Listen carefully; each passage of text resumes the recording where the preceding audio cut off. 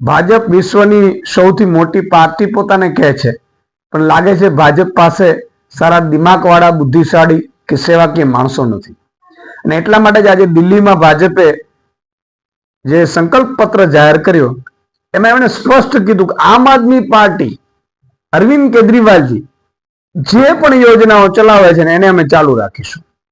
એનો અર્થ એ થયો કે અરવિંદ કેજરીવાલજીનો સંકલ્પ પત્ર એમની બુદ્ધિનો ઉપયોગ ભાજપે બેઠો બેઠો કર્યો. એ વાત તો સ્પષ્ટ થઈ ગઈ.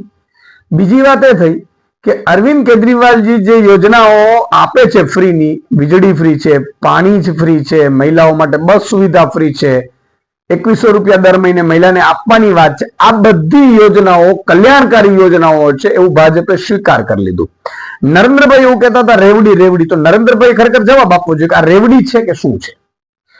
બીજું કે રેવડી નથી એ સાબિત થઈ ગયું, એનો મતલબ એ છે કલ્યાણકારી યોજનાઓ છે અને એ કલ્યાણકારી યોજનાઓ ચાલુ રાખવાની વાત ભાજપે કરી છે. તો કેજરીવાલજીનો સંકલ્પ પત્ર આ લોકોએ ઉપાડ્યો, એનું એવું થયું કેજરીવાલજીની ગેરંટીઓ છે. તો કેજરીવાલજીની ગેરંટીઓ છે તો તમને શું કામ ભાજપને મત આપે લોકો? એ તો યોજનાઓ તો કેજરીવાલજી વધારે સારું ચલાવે, કારણ કે તમે રાજસ્થાનમાં ગેસ સિલિન્ડરની વાત કરી હતી, તમે મહારાષ્ટ્રમાં વાત કરી હતી, તમે આપતા તો છો નહીં.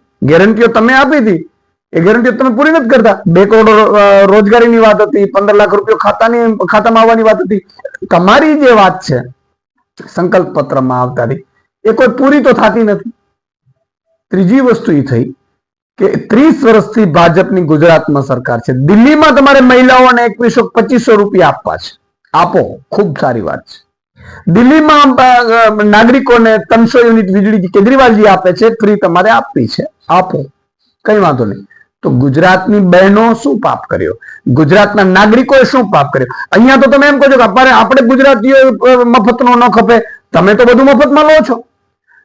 મંત્રીઓ, મુખ્યમંત્રીઓ પ્લેન મફતમાં ફેરવે છે અને અમને ખાલી એટલી અમારી જરૂરિયાત, જીવન જરૂરિયાત વસ્તુ પણ મફતમાં ન આપો. એટલે આ ડોગલી ભાજપ આજે ખુલ્લી પડી ગઈ છે. જો તમારામાં તાકાત હોય તો 30 વર્ષથી અહીંયા ગુજરાતમાં છો, કરીને બતાવો. મહિલાઓ માટે 2500 રૂપિયા મહિને કરી બતાવો, તમે પેન્શન યોજના કરી બતાવો, ખેડૂતો માટે પેન્શન યોજના કરી બતાવો, તમે અહીંયા તમામને મોહલ્લા ક્લિનિક કરી બતાવો, તમે અહીંયા વીજળી ફ્રી કરી બતાવો, પાણી ફ્રી કરી બતાવો. તમારી બસની વાત નથી. તમે ખાલી જાતિ પાતિ ધર્મના નામ ઉપર લડો અને લોકોને લડાવડાવો. એનાથી વધુ તમારી પાસે કોઈ અપેક્ષા છે નહીં. જય હિન્દ, જય ભારત, જય જય ગરવી ગુજરાત.